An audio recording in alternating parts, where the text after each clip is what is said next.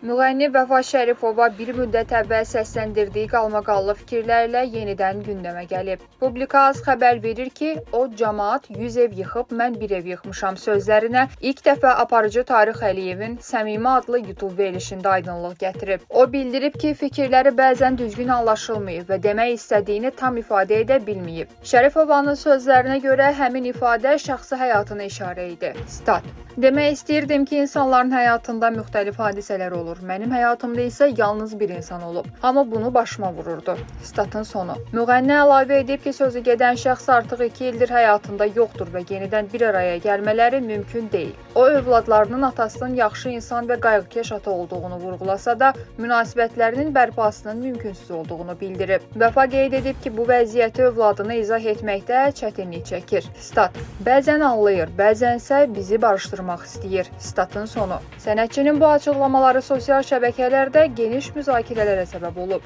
İzləyicilər arasında fərqli fikirlər səslənib. Bəziləri onu dəstəkləsə də, digərləri əvvəlki açıqlamasını hələ də tənqid edir.